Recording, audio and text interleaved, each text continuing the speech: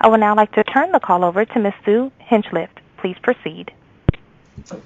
Hello everyone, welcome. Thank you for joining us today on our update webinar.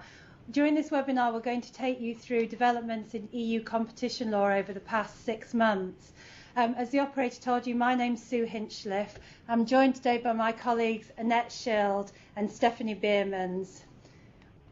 We're going to take you through these 3 topics. Annette's going to start off by talking to you about recent developments in cartel enforcement. I'm going to take on the merger decisions, and Stephanie, who we think has got the best part of the webinar, is going to talk about non-cartel enforcement.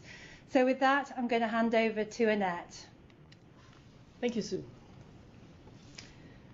Cartel enforcement, well, we'll start with the sexy bits, namely the fines. You could see what happened. In 2011, we all thought the Commission had seen the error of its ways, namely that all the fines were too high and might adjust its behavior. And then all through 2012, it looked like it was staying there until in December it imposed the highest fine it has ever imposed in any cartel. And so we're back to almost 2 billion euros in cartel fines in 2012. Next slide. Well, that shows you what happened in 2012. A fine of 1.4 billion euros for one single cartel imposed in December. Let's go quickly through the next one. And you can also see that the participants in that cartel almost made it to the top of the companies that paid the highest cartel fines ever in Europe, with Saint-Gobain still leading. So that was the introduction. What I'm going to do now is take you through a few of the court judgments and Commission decisions in the last 6 months. Interestingly, there were relatively few cartel judgments in 2012, about 40. That sounds like a lot, but in 2011 we had 140, so it's actually quite a bit less. Still, 40 is still more than I can talk about in detail in the quarter hour that I have here. Yes. So I'm just going to pick on some of the highlights here. Yeah, that is one of those highlights, parent entity liability. It's a topic that is of concern to many companies, and basically, as everybody who has been in a cartel or been afraid of a cartel knows, it means that a company can be punished for the behavior of its subsidiary, even if it hasn't done anything at all itself. The law about it is reasonably clear since 2009. Basically, if you happen to own 100% or almost 100% of a subsidiary, then you're presumed to have exercised decisive influence over that other company, and in that case, you can be held liable. The presumption is, in theory, rebuttable, but it hasn't happened all that often that a company has actually managed to rebut this presumption. But that is basically the law about it, and now people are still arguing about various elements wherever they can still argue. That is to say, well, I didn't own it directly, I owned it indirectly, the 100%, or well, actually, it wasn't just one company, it was 2 companies in the group that owned it together, and so on. And basically, what happened over the last few months is that, well, none of these arguments is going to fly, basically. On the other hand, what happened also over the last few years was that the Commission, that the court said, well, yes, Commission, you can have a presumption, makes an awful lot of sense. On the other hand, if people try to rebut that, you actually need to say something about it, unless it's completely crazy.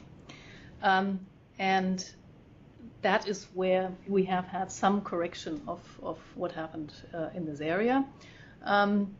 We have one case where the Commission hadn't told the companies that it was planning to hold the parent entity liable, so that the parent entity didn't have the opportunity to try and rebut the presumption. So that wasn't good.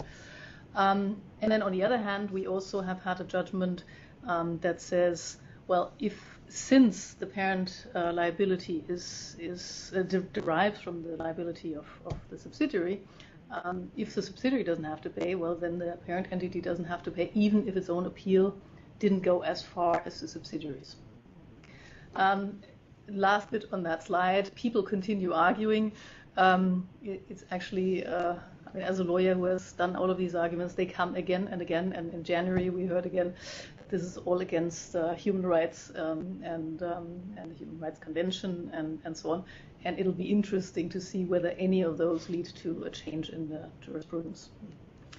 Now, another hot topic is single and continuous infringement. That's a pretty important one, too.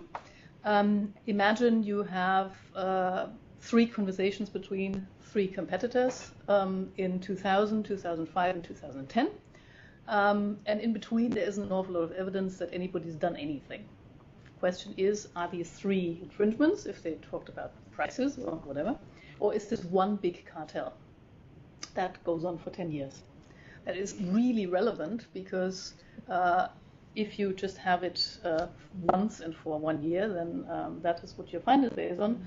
Whereas if you go from 2000 to 2010, you have 11 years, and since for every year you get 100% uplift on the fine, that makes a mightily huge fine.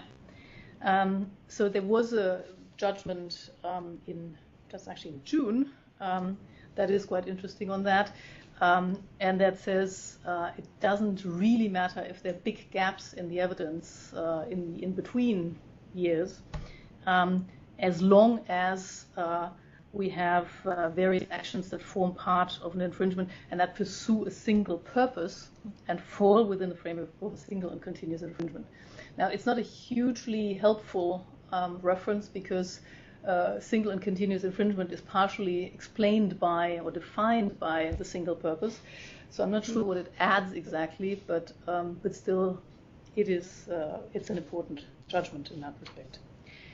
Next one, that is one company tried to say, guys, Commission, you were really mean to us because our friends in another country did exactly the same thing we did and they got much lower fines. That's not fair. Or in more technical terms, is a violation of the principle of equal treatment.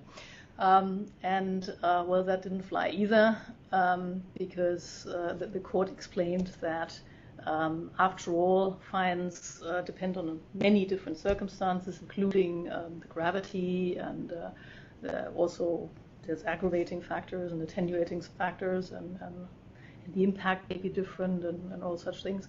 And so you really cannot possibly compare between cartels in different countries that are otherwise different, and even if they deal with the same product. So that one. Now here we come to fines. I had already mentioned that this is the largest fine ever imposed on a cartel in Europe.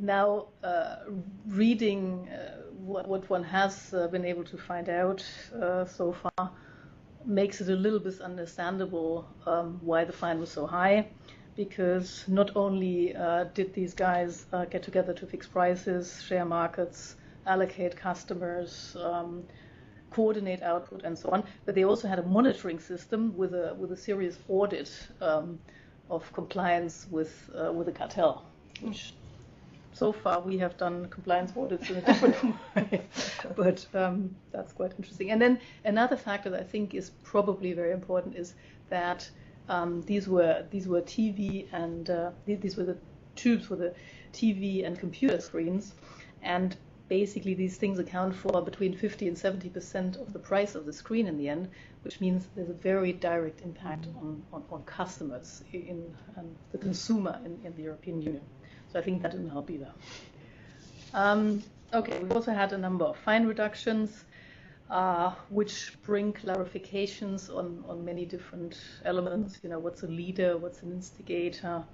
One that I find quite interesting is the E.ON Ruhrgas one, where the court went with the parties to say, well, actually, the Commission did not correctly assess the duration of the cartel with respect to France. And if it had just followed the same rules that the Commission had used in the guidelines to calculate the fine, it would have come to a very serious reduction, basically half the fine. The only thing is, the court didn't think that was appropriate. That wasn't enough, so they came up with another number that I think is very hard to explain, which is perfectly in their right to do. Now, well, this one is somewhat less interesting because it just means fines can come back once they have been removed by the court. There's one where a company had said, well, this is terrible for us, we're going to go bankrupt. That wasn't sufficiently substantiated and didn't help. And then the last one pleaded, oh, we just sat there, we didn't say anything, we were very passive, and that's why we think that we should pay less. That didn't fly either. No, it never did. No, so far I don't. Okay. Now, what is that one? I'm sorry. Yes. I'm too fast. I'm actually too fast. Apologies. One development that I think is really quite interesting is the modification of the ECN model leniency program. I don't know how much you followed the developments of the ECN, the European Competition Network, but I think it really is an interesting development.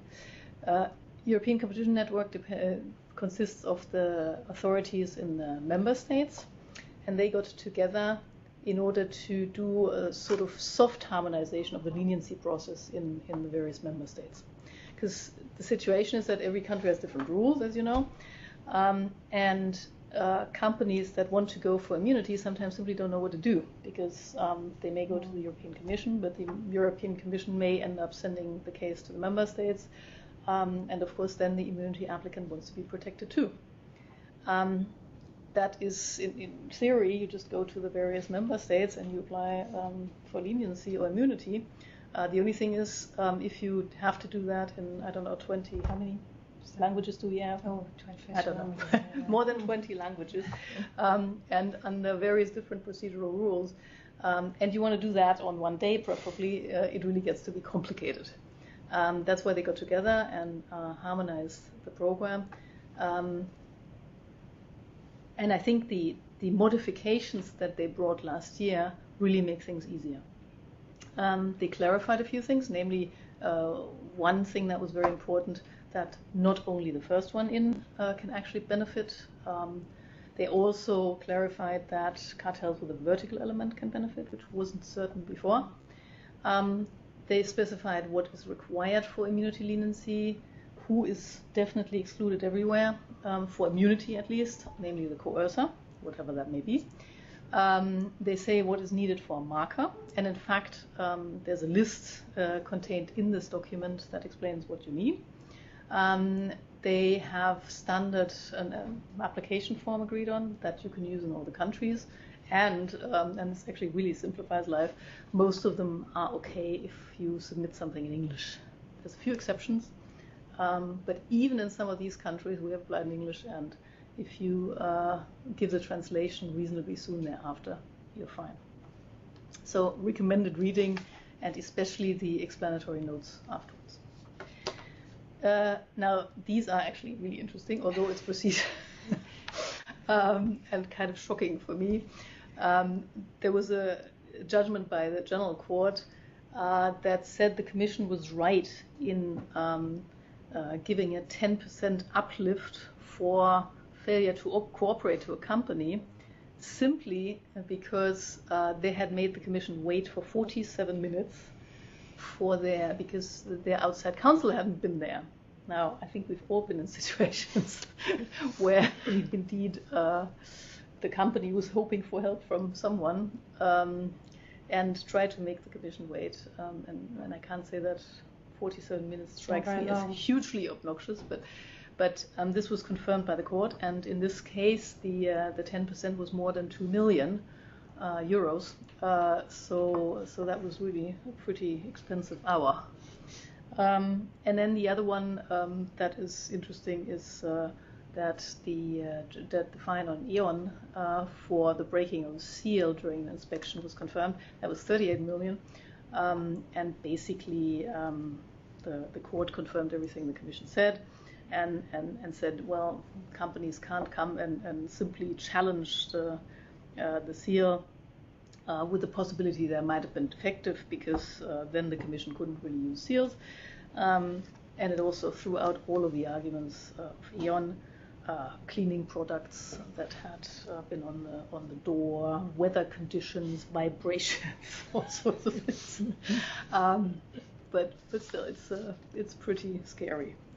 Now the next one, quickly, scope of the mandate. I think that's a new one. There was a company, this is in the power cables, a company that basically said, well, the mandate of the Commission when it showed up at our premises wasn't lawful. And indeed, the mandate was pretty broad. I've quoted it here on the slide. And it basically says all sorts of cables. And the interesting thing is the court distinguishes between two elements. It says, well, yes, indeed, the Commission needs to specify the subject matter and purpose of the investigation. And it said, well, the subject matter, if you have a number of different markets, that's okay. This was specific enough because you know what cables are meant. But it also said, well, you need to have reasonable grounds for suspecting infringement with respect to these products, and that simply wasn't the case for products other than high voltage underwater cables. So as a result, the General Court annulled the inspection decision for certain products where it said those reasonable grounds hadn't been present. Now what that means in the end, I have no idea, because the decision hasn't been published, so I don't know to what extent the Commission relied on documents that it only found because it looked at something it shouldn't have looked at. So I think this everybody will watch that carefully. And apart from that, in the meantime, the company has appealed the decision, although also on grounds other than this particular element. Very briefly, disclosure, you've heard an awful lot about Fleiterer and all the follow-on in various member states, so I'm not going to talk about that. Just to mention that the EFTA court basically comes out like the Court of Justice, that you do need to take into account the interests of private enforcement, and that may constitute an overriding public interest, and force somebody to disclose, and that you can't simply say, oh, I need to protect my sources, and that's why I won't give you access. And then the last one that I am singularly unqualified to do, we should leave that to Sue. But I read about and I thought it was interesting that the UK wants to become really attractive for consumer groups and groups of companies seeking redress for cartel infringements or any kind of infringement of competition law. I have no idea, or I don't think anybody has any idea whether this is going to happen in this form or when, if. But I think it is interesting in that on the one hand it shows this desire that I think more and more countries have to have rules that facilitate bringing private actions and also collective actions, and on the other hand this complete paranoia, we don't want to be the US. So it clearly says we don't want trouble damages. We don't want a US-style discovery and class actions and what have you. We certainly don't want contingency fees for lawyers, but we want to make it easier. So, and I think with that, that's it. I think with that, I will hand over to Sue. Super, thank you, Annette. So I'm going to talk to you about the developments in merger control over the past 6 months, and of course I'm going to talk about some important decisions, but I also want to talk about a couple of other developments relating to third-party appeals of merger decisions, as well as issues around the acquisition of de facto control. And then I'm also going to not just look backwards, but also look forwards and talk a bit about the proposals that the Commission is making in relation to broadening the scope of the EU merger regulation to catch some types of non-controlling minority acquisitions. So I'm going to start off with some statistics because everybody likes a graph instead of words. This isn't a particularly exciting slide. It simply it tells us that there have been fewer notifications in 2012 as a whole compared to 2011, but I don't necessarily think there's anything particular to be read into that. The next set of statistics, though, I think is rather more interesting insofar as it gives us some information about phase 2 cases. And, I have a feeling, and this is more of a gut feeling than any sort of scientific feeling, that the Commission and DG Comp have had quite a lot of difficult cases to deal with in 2012, particularly towards the end of 2012. And I think that this data shows that that's probably true insofar as we've seen a real growth in the number of phase 2 decisions over the past 3 years. But more significantly, it also looks as if, unlike in a number of the other years that are dealt with on the slide, more of the cases have either been prohibited or cleared only with commitments. There seems to be a much smaller proportion of cases that were cleared unconditionally. Now, I don't know whether that really is a reflection of the fact that there have been more difficult cases in 2012, or whether arguably it's a reflection of the fact that the Commission is doing its job well insofar as it's managing to clear all the really non-problematic cases in phase 1 and not using phase 2 ever really as a time management tool. But I think we won't know whether this is a trend or a blip until we have a couple more years included on this chart. So in terms of the significant decisions from the last 6 months, well, this is my personal favourite, so I've got a whole slide on it. But basically, at the end of last year, the Commission cleared with commitments a merger between Hutchinson 3G and Austria Orange in Austria. Basically, prior to the transaction, there were 4 mobile phone operators in Austria, the 2 merging parties, as well as A1 and T-Mobile. Now, the merging parties had a combined market share of 22%, which of course is relatively modest, and it wasn't the market leader. A1 and T-Mobile both remain bigger than the merging parties. It was a somewhat, I think, controversial deal insofar as there was quite a lot of arguments played out in the press. Hutchinson 3G argued really that Austria was too small a market to sustain 4 mobile phone operators, that it was at the time the smallest player in the market, and this acquisition would allow it to accelerate its entry and carry on with its aggressive pricing strategies. It also argued that some form of consolidation was necessary to allow it to fund the earlier introduction of new technology, LTE mobile technology. And actually that's an argument that seemed to be taken up largely by the industry, who also put their voice behind the fact that there was a requirement that consolidation is necessary to fund investment, essentially.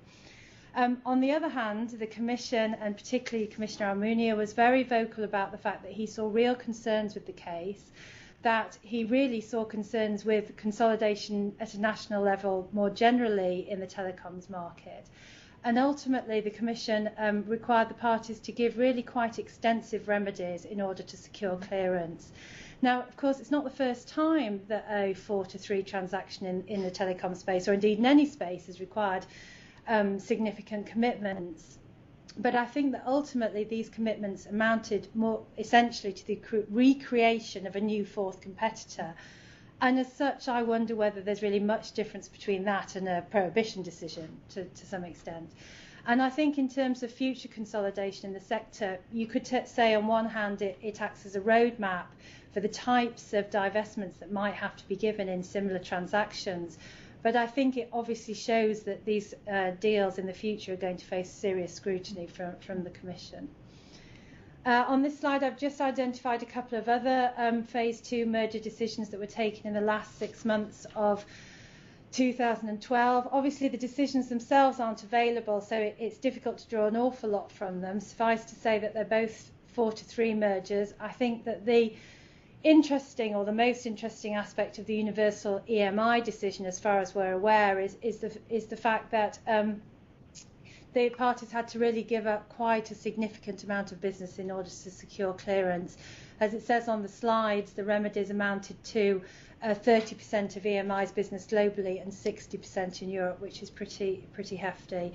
The second decision in a completely different, industrial sector is interesting, I think, for potentially quite another reason, which is although the press reports of the case don't refer to any sort of serious modelling that was done or economic analysis that was done in the context of the decision, it's clear that they did do some work in order to anticipate the likely response of the remaining two competitors in the market, who it seems, despite having excess capacity, the Commission considered that they would be more likely to follow price rises rather than to use that capacity to compete aggressively. And I can only assume that they use some serious economic analysis to do that, and I think it would be good when the decision is available. I hope that for transparency purposes that the Commission is clear about the extent to which they relied on that sort of analysis. And I realise I'm cheating here by putting this case on the slide because, of course, the decision only took place in 2013, but obviously it's attracted a great deal of attention because I guess following my proposition at the beginning of the presentation that the Commission may be dealing with a lot of difficult cases, it started 2013 with a bang and a high-profile prohibition decision. There are only 4 providers of express delivery services in Europe: UPS, TNT, DHL and FedEx. And this transaction obviously involved the proposed merger between UPS and TNT. Now, the Commission felt that to a large extent this wasn't a 4-to-3 transaction, but rather a 3-to-2 on many routes, because FedEx in many cases was such a small competitor that it couldn't really exercise sufficient competitive constraint on the remaining 2 companies.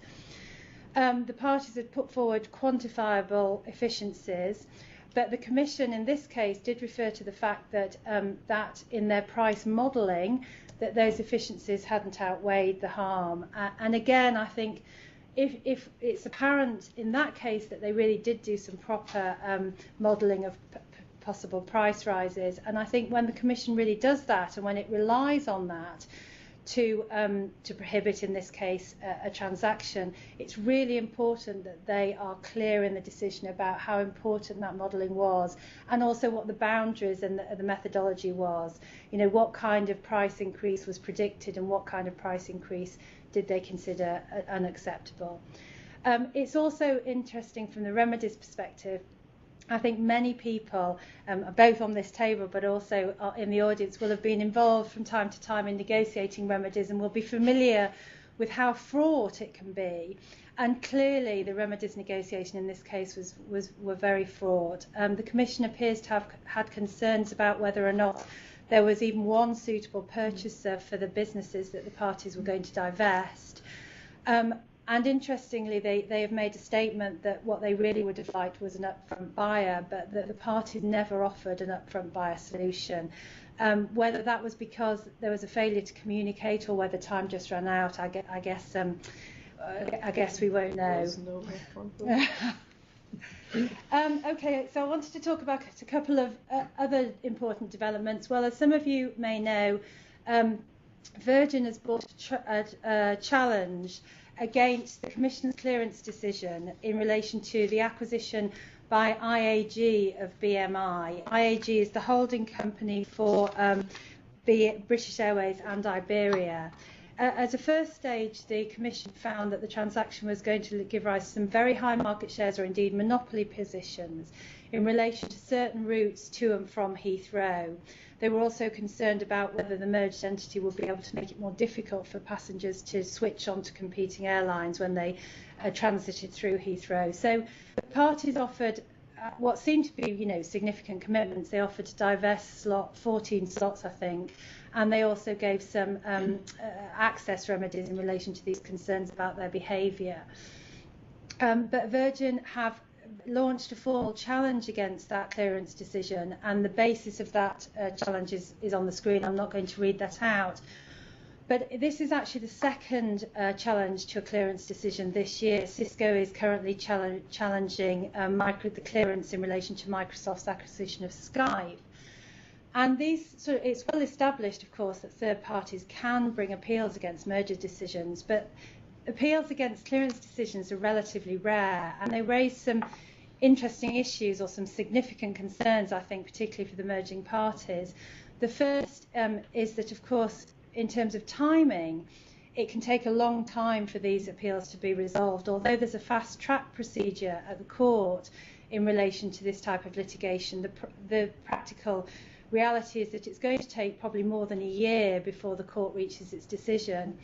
And then the case will have to be re-notified to the Commission, and the Commission will no doubt conduct a phase 2 investigation because it will need to be seen to be doing a thorough review of the merger again. And so, for example, when Impala challenged the clearance decision a few years ago in relation to Sony BMG, it actually took 2 years for the court decision and another 15 months before the case was cleared again. So it really creates a level of legal uncertainty, I think, for the merging parties. And then the other aspect of challenging clearance decisions, which has never really played out yet, is that the merging parties don't know what would happen if ultimately, on re-review, the Commission decides no longer to clear the transaction or that the remedies weren't sufficient. So it leaves a question mark about what undoing the transaction would look like. Finally, in terms of developments over the past 6 months, I wanted to talk about the Electrabel judgment. This relates to events that took place really some time ago. In 2003, Electrabel acquired 49% of the shares in Compagnie Nationale du Rhône, which amounted to about 47% of voting rights. 4 years later, in 2007, it approached the Commission to ask whether the Commission thought that was de facto control. The Commission said yes, the parties notified the transaction and it was cleared. But 2 years later, the Commission fined Electrabel for having acquired a de facto control over CNR, but without getting pre-clearance. Now, obviously, Electrabel weren't too happy with that. They applied to annul the decision. And in December, the General Court reached a decision actually supporting the fine that was imposed on Electrabel. In terms of substance, they said that it was clearly the case that a company would have de facto control if it's virtually certain of getting a majority in shareholders' meetings as a result of the shareholding it has. That wording is slightly different from previous wording, which has talked about the fact that it's de facto control if the holder of the shares is highly likely to have majority in the shareholder meeting. But I think that's probably splitting hairs. I don't think there's really so much of a distinction. But the important thing was that they said that the mere fact that the failure to notify was inadvertent or accidental isn't enough to say that it's not a serious infringement. And the fact that there was actually no adverse effect on competition as a result of the shareholding was immaterial as well. They basically said that the size of the fine was completely proportionate in view of the fact that they have the need to protect the system of notification and pre-clearance. So Electrabel didn't come out too well for that one. Had to pay legal fees on top of its €20 million fine. Then I want to look forward. Many of you will have heard or seen references to the fact that Commissioner Almunia has announced his intention to make some proposals about extending the EU merger control rules to the acquisition of non-controlling minority shareholdings in certain circumstances. So you'll all be familiar with the concept of the EU merger controls rules applying to the acquisition of control. And of course, it's possible for a minority shareholder to have control over a target, either because it has contractual rights in relation to important strategic decisions, or as in the case of Electrabel, where it has de facto control because of the voting patterns in shareholder meetings. Now, looking at taking into account non-controlling shareholdings is something that the Commission has done in the context of merger review. Generally, for example, and I've got 2 examples of cases where it's done that on the screen. So where, for example, Alliance Dresdner were merging, the Commission took account of the fact that the merged party had a significant shareholding in the other main competitor in Germany. And similarly in ThyssenKrupp, they took account of the fact that Thyssen had only a 10% shareholding in one of their main competitors. And in these cases and a number of other cases raising similar issues, the Commission has sometimes required the merging parties to divest or reduce minority shareholdings in competitors where the Commission has found that to be an issue. Similarly, on the back of prohibition decisions, at least in one of these cases, Tetra Laval, the Commission required a minority shareholding to be reduced, although they didn't do that in the Ryanair Aer Lingus case, where they allowed Ryanair to hold on to its 25% holding in Aer Lingus.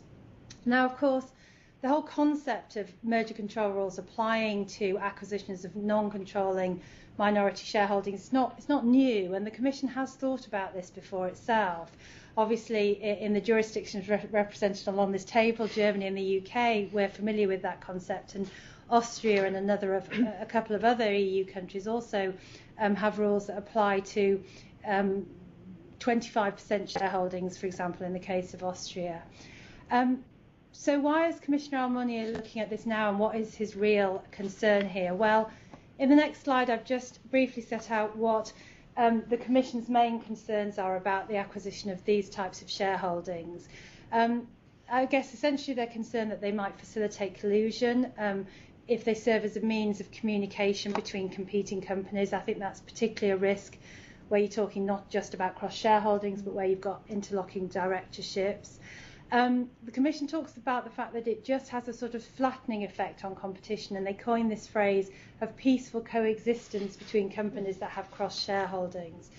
And finally, I think they actually think it can deter entry if one company has made a significant, or even significant for them, but a minority investment in another company that competes perhaps in a different geography, that it may actually disincentivize the investing company from entering that market in competition with the company in which obviously it's made a significant investment.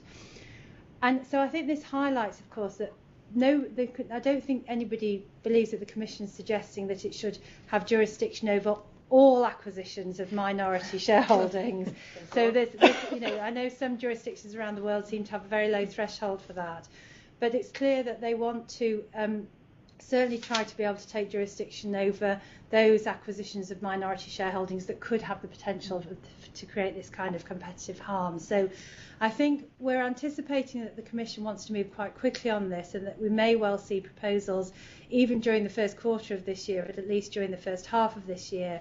And it will be really interesting, I think, to see how they manage to control the boundaries of their jurisdiction so they really are hitting on these types of problems. So with that, I'm going to hand over to Stephanie. There you go. Thank you, Sue. I want to give you an update on the Commission's enforcement activity in non-cartel matters.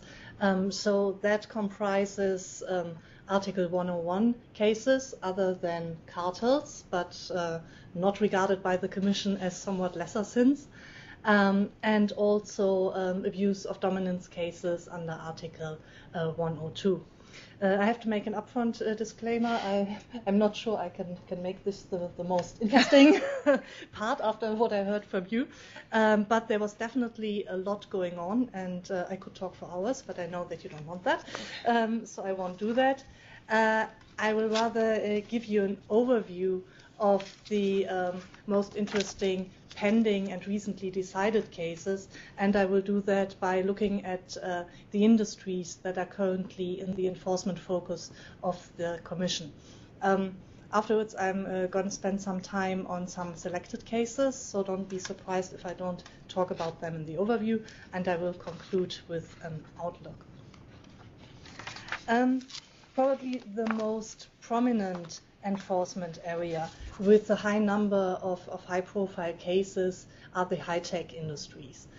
Commissioner Almunia and his staff do not tire of emphasizing the importance of maintaining or restoring competition in these highly innovative and very fast-moving markets. The Commission is aware that time is of the essence because lengthy antitrust proceedings could hamper innovation and could delay the introduction of new products to the market and thus ultimately harm consumers. Therefore, the Commission tries wherever possible to reach settlement agreements. That means to persuade the parties to voluntarily commit to do certain things, and then declare these commitments binding by a decision under Article 9 of Regulation 1/2003. Turning to standard essential patents, I guess that most of you are aware that the Commission as well as the US authorities are looking into this. because there is a concern that the holders of standard essential patents have a licensing and a patent litigation practice which could amount to an abuse of a dominant position, which is, if you want, automatically granted by the patents. Standard essential patents, as you will surely know, are patents which are the basis of an industry standard, so everybody wanting to use this industry standard needs to have access to that. And that's also why industry setting organizations normally require the holders of SEPs to upfront commit to license their patents on fair, reasonable, and non-discriminatory or friend terms. If you now look at the number of complaints the Commission continues to receive, it seems that there is a very large number of potential licensees who are willing to take a license on friend terms, but who are denied these terms and are then, if they just use the industry standard without having a license, faced by injunctions of the SEP holders. And these injunctions usually also comprise the prohibition of starting to market products. So that has really a major economical impact on the competitors and also on innovation and ultimately on consumers. So this is a relatively new area of competition law enforcement, and it will be interesting to see how the Commission tackles the very difficult questions that come up here. Obviously, one big issue is to determine what are friend terms and what not. We saw that in Microsoft, and it's not going to be any easier here. The other thing is that there is EU case law on vexatious litigation, which sets the standard under which abusive litigation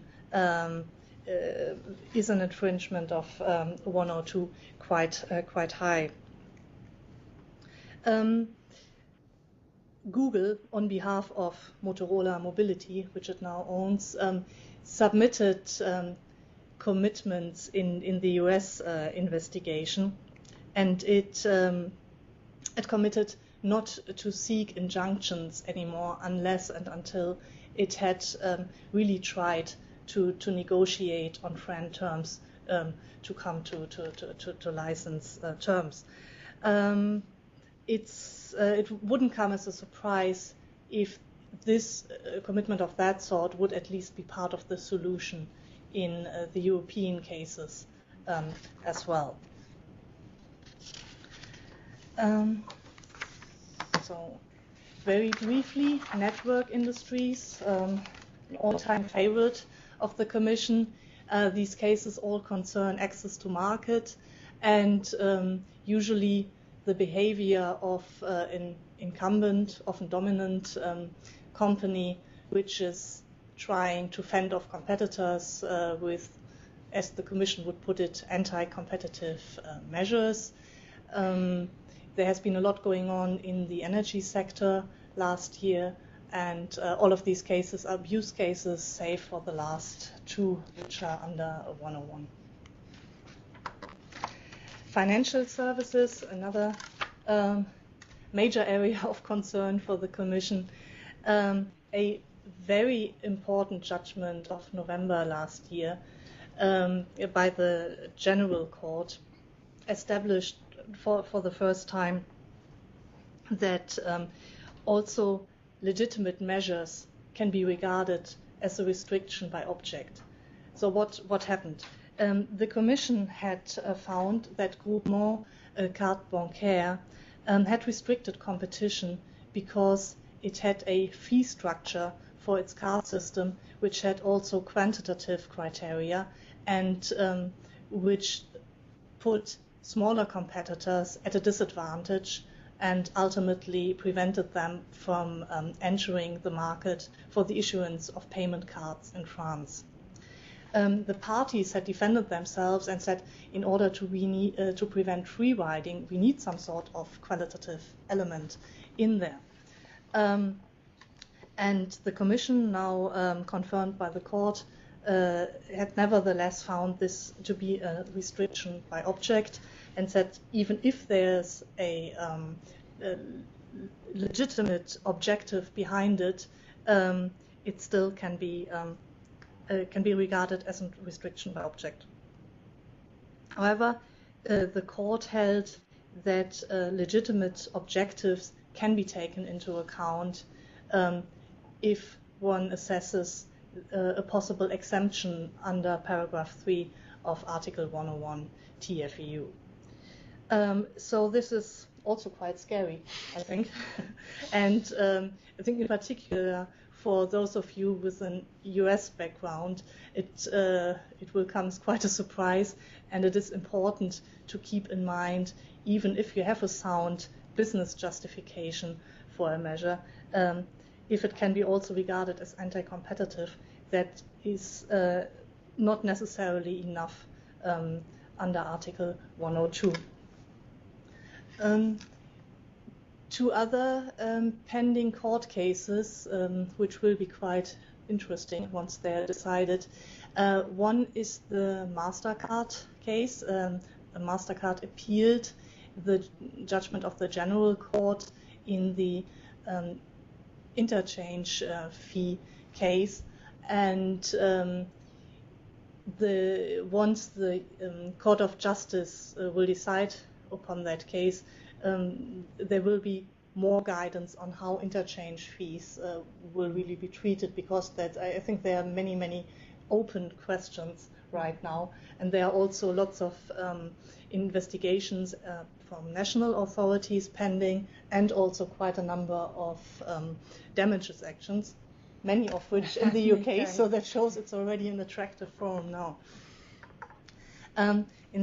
Another interesting case concerns a parallel investigation of the Commission against Visa Europe in the area of interchange fees for debit cards.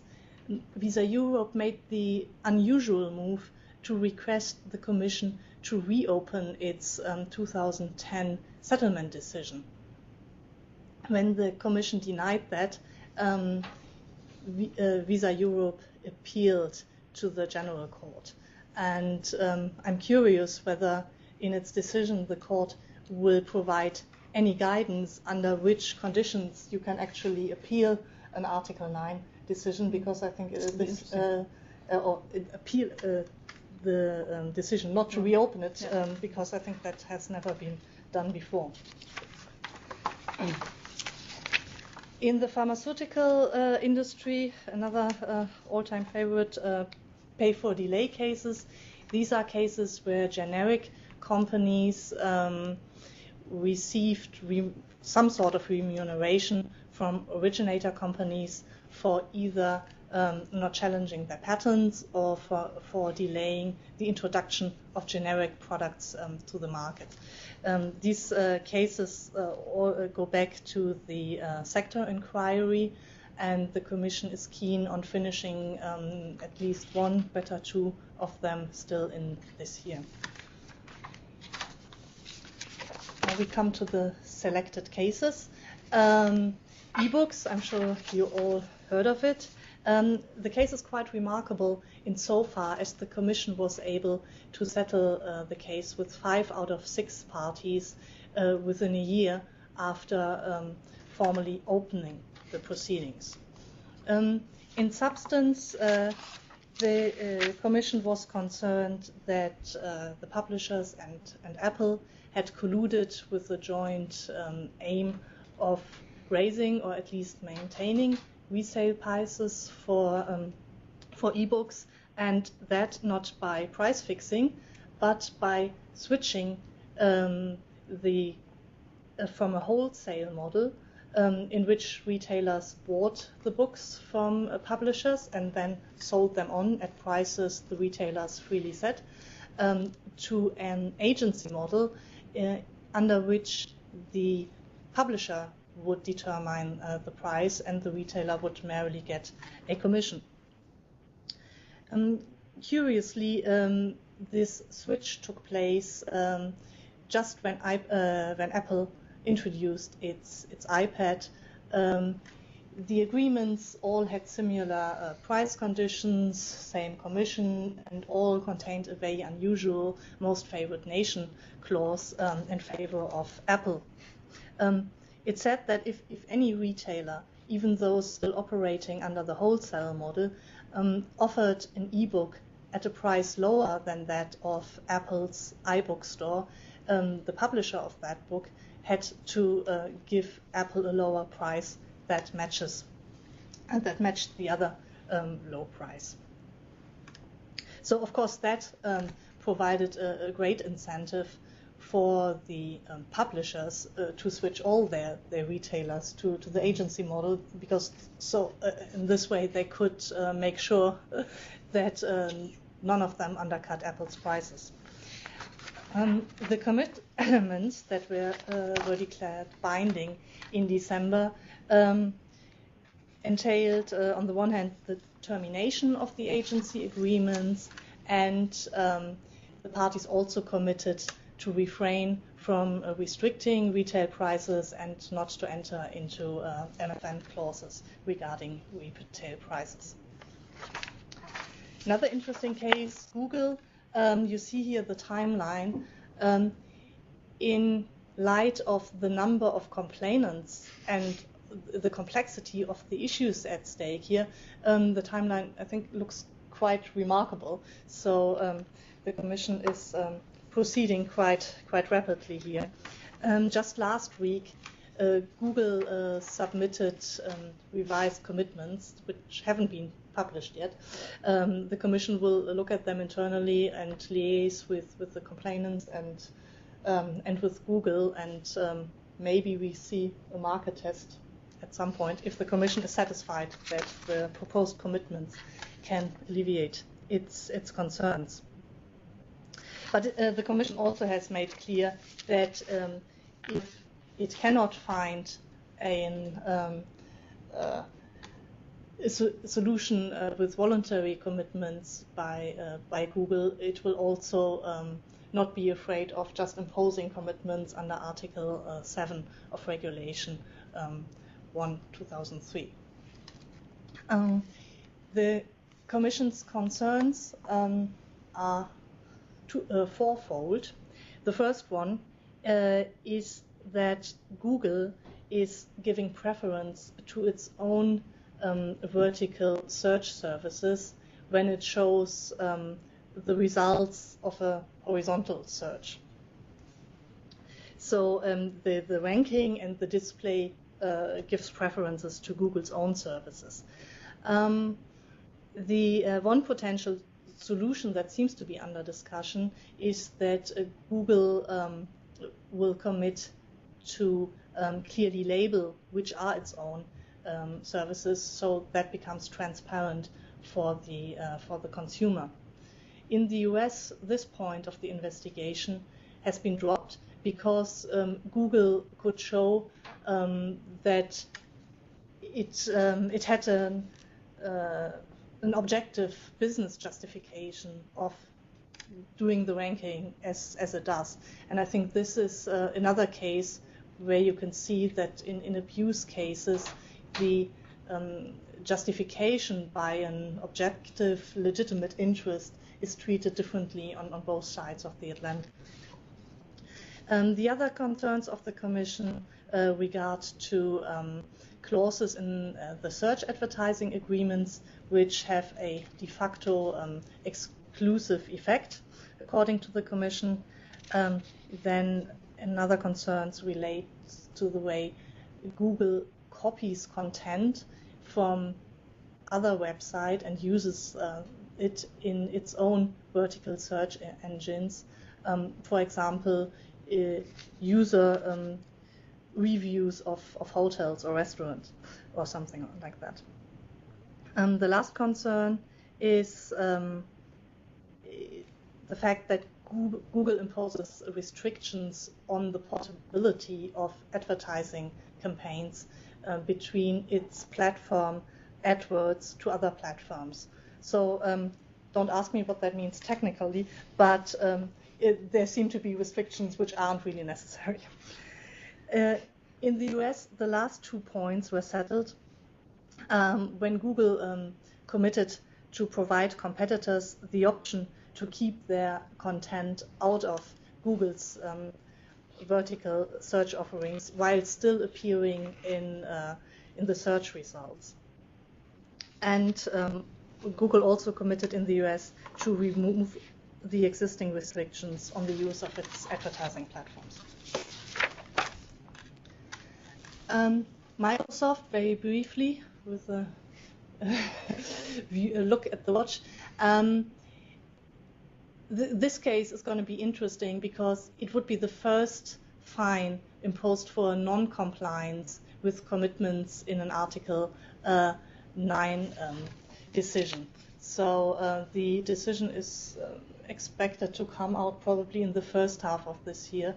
So that's gonna be an interesting read, I guess. Maybe I'm gonna skip that. A few words on AstraZeneca. That is also an important and, again, a little bit scary decision.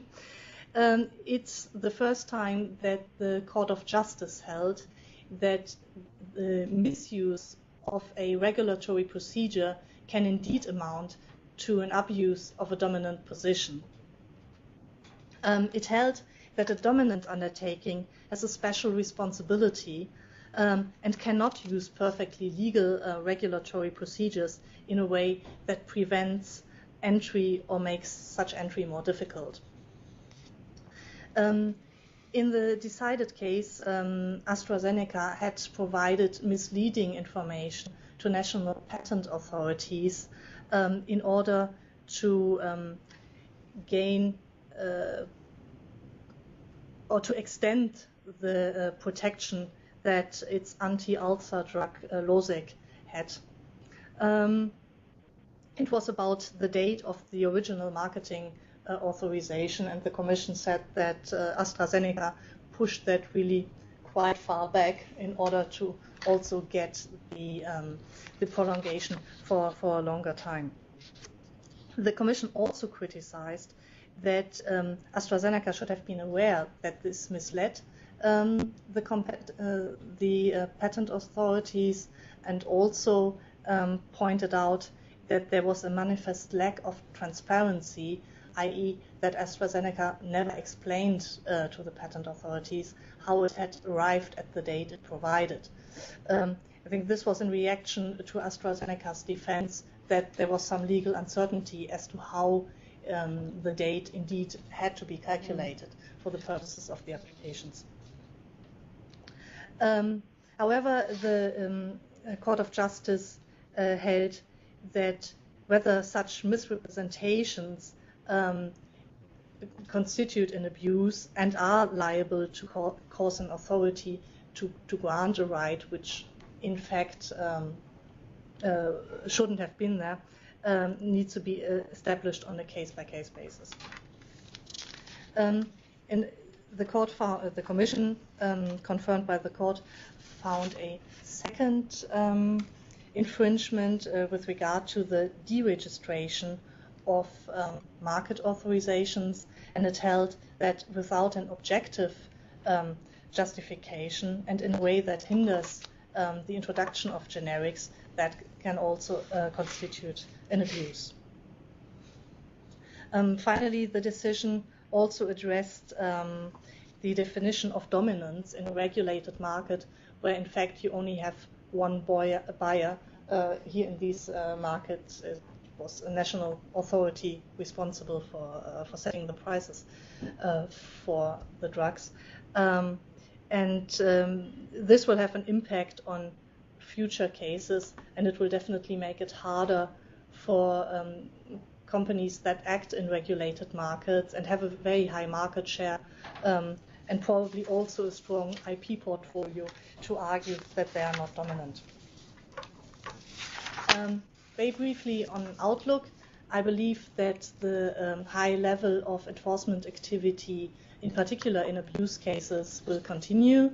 There will be an increasing use of commitment decisions, in particular access commitments become more and more important, and the Commission will also more and more use monitoring trustees, which is not or hasn't been the case so far very often in Article 9 decisions. But after the experience with Microsoft, the Commission will more and more do so, and it just recently did in December, for example, in Thomson Reuters and Rio Tinto Alcan, it did put in place a monitoring trustee. So that's it from me. I leave the last page for you to read. And not me turn to back read. to Sue. Thank you, everybody. We're conscious of the fact that we're really backed up with time, and we've had some questions. We will respond separately to questions, but there was just one that I thought was worth taking because it was universally applicable. And it also came in really quickly. Yeah. So we should. Do you want to quickly yes. deal with it? Question is really, what do we do if there is a dawn raid, and should we simply not wait for our outside counsel? Now, of course, I was very short on what the Commission said and what the Court said.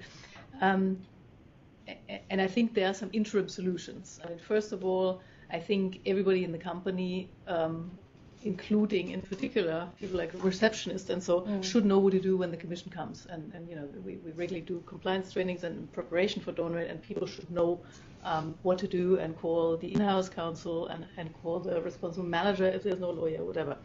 In this particular case, I think the issue was also that the Commission simply couldn't tell what happened during that period of time. So they didn't know people were trying to They didn't know cooperate. whether there wasn't some email going around saying destroy all the evidence or something. So I think the interim solution is to take them in and speak with whoever the boss is or somebody who's responsible. There's no harm really in that, preferably with the lawyer present, and also permit them to take control to some extent of the IT system, so that they know to the extent possible that there's not now everybody's on the phone saying, oh, you have to hide this, close that door, put that in the shredder, delete that email. Most of these things don't work anyhow, but still some of them might work. And I think as long as the Commission has the sense that at least nothing happens during that period of time, I'm sure they're going to wait for half an hour to do more than that. But again, just leaving them outside at reception and leaving them completely in the dark and not interacting with them, I think that really is a bad idea. But happy to have follow-up questions. The email is on the presentation, so if you do have whoever it was, I don't know. If you do have some follow-up question, I'd be happy to respond. I thought that was so universally applicable that we should try and deal with it. Okay, it remains for me to just thank everybody for joining us today. We will be sending round the slides to you as soon as they're properly available to us. And again, thank you from all of us. Thank you. Bye-bye. This is all against human rights and the Human Rights Convention and so on. And it'll be interesting to see whether any of those lead to a change in the jurisprudence. Now, another hot topic is single and continuous infringement. That's a pretty important one too. Imagine you have 3 conversations between 3 competitors in 2000, 2005, and 2010. And in between, there isn't an awful lot of evidence that anybody's done anything. The question is, are these 3 infringements, if they talked about prices or whatever, or is this one big cartel that goes on for 10 years? That is really relevant because if you just have it once and for 1 year, then that is what your finding is based on. Whereas if you go from 2000 to 2010, you have 11 years. And since for every year you get 100% uplift on the fine, that makes a mightily huge fine.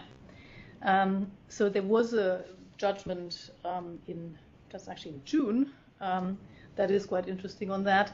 And that says it doesn't really matter if there are big gaps in the evidence in between years, as long as we have various actions that form part of an infringement and that pursue a single purpose and fall within the framework of a single and continuous infringement.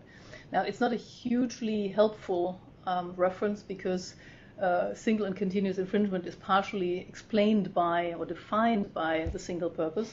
So I'm not sure what it adds exactly, but still it is to rebut this presumption.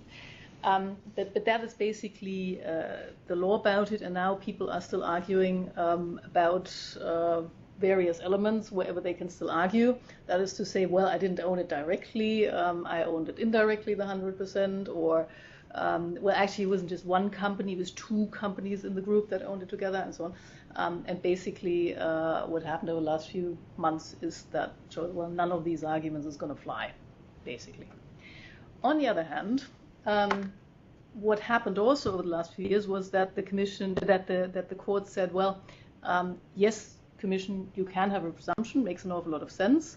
On the other hand, if people try to rebut that, you actually need to say something about it, unless it's completely crazy.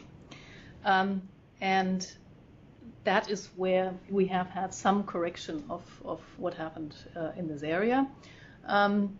We have one case where the commission hadn't told the companies that was planning to hold the parent entity liable, so that the parent entity didn't have the opportunity to try and rebut the presumption. So that wasn't good. And then on the other hand, we also have had a judgment that says, well, since the parent liability derives from the liability of the subsidiary, if the subsidiary doesn't have to pay, well, then the parent entity doesn't have to pay, even if its own appeal didn't go as far as the subsidiaries. Last bit on that slide, people continue arguing. It's actually, I mean, as a lawyer who has done all of these arguments, they come again and again, and in January we heard again. I would now like to turn the call over to Ms. Sue Hinchlift. Please proceed. Hello everyone, welcome. Thank you for joining us today on our update webinar. During this webinar, we're going to take you through developments in EU competition law over the past 6 months. As the operator told you, my name's Sue Hinchliff.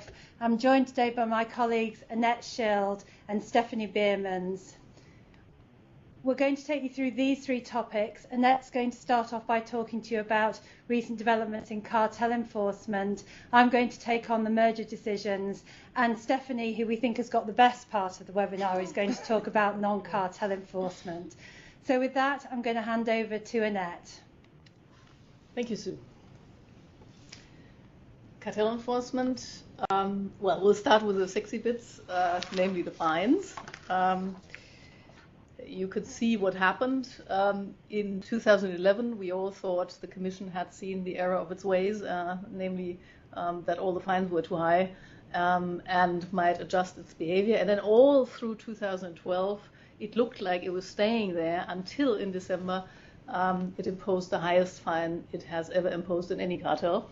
And so we're back to almost 2 billion euros in cartel fines in 2012. Next slide. Well, that shows you what happened in 2012. A fine of 1.4 billion euros for one single cartel imposed in December. Let's go quickly through the next one. And you can also see that the participants in that cartel almost made it to the top of the companies that paid the highest cartel fines ever in Europe, with Saint-Gobain still leading. So that was the introduction. What I'm going to do now is take you through a few of the court judgments and commission decisions in the last 6 months.